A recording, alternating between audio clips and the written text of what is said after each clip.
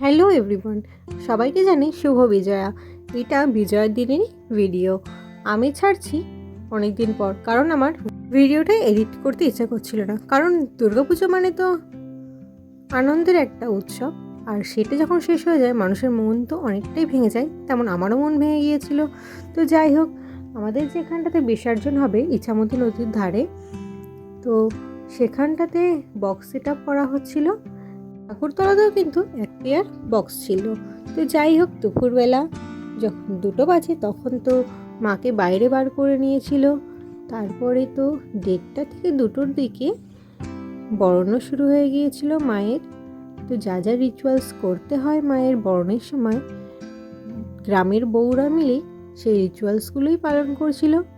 করার পর তো বরণ করবে বলে যে উঁচু জায়গাতে উঠতে হতো, তাই যে আমাদের ভ্যানের ব্যবস্থা ছিল সেই ভ্যানটাকেই নিয়ে আসা হয়েছিল। তো ভ্যানের উপরে উঠে মায়ের বরণটা শেষ করে নিল। এই বরণটা শেষ করার পরে সবাই সিঁদুর দিয়ে মিষ্টিমুখ করিয়ে নিল মাকে। তো আমি তো এইদিকে রাহিকে ডাকতে গিয়েছিলাম। আমাদের জন্য রেডি ছিল পর্যাপ্ত পরিমাণে আবির, তো সেটাকে নিয়ে এসেছিলাম। তো আজকে যে দশমী, তো মনটা খারাপ হচ্ছিল।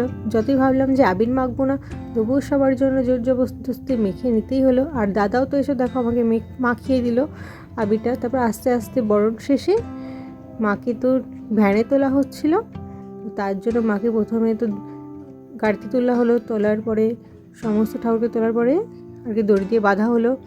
দড়ি দিয়ে বাঁধার পরে তো আমরা গ্রামটা ঘুরে আসলাম, আর কি যতটুকু মাকে ঘোরানো ছিল ততটুকুই। তারপরে তো চলে এসেছিলাম বেলা থাকতে থাকতেই নদীর ধারে।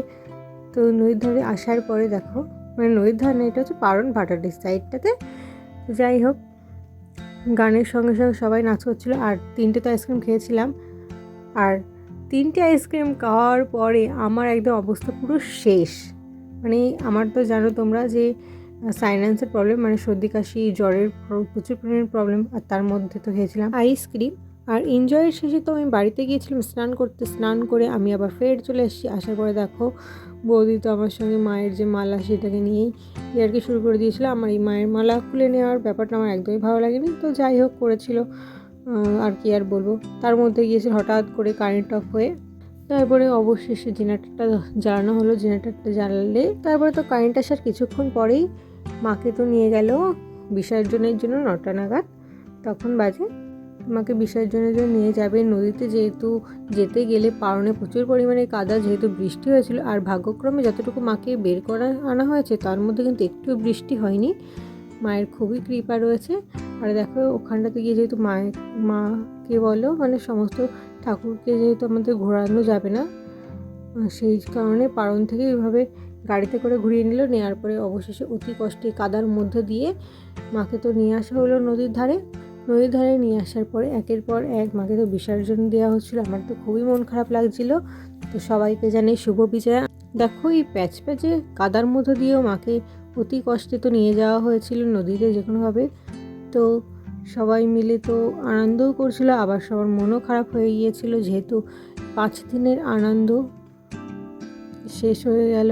সারা বছরের মতন এই 5 দিনের আনন্দটাই আমাদের গ্রামে খুবই ধুমধাম সহকারে হয় প্রতিটা পুজোই মোটামুটি, কিন্তু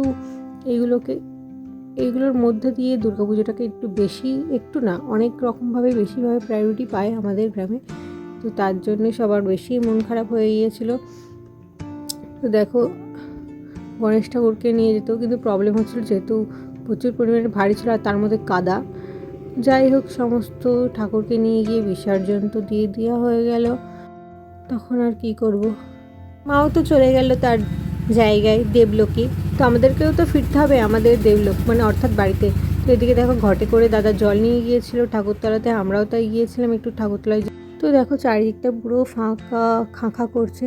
তো কি আর হবে, দেখো লাস্টে সেই বৃষ্টি শুরু হয়ে গেল বাড়ি ফিরে আসার পরে। তো বলো মায়ের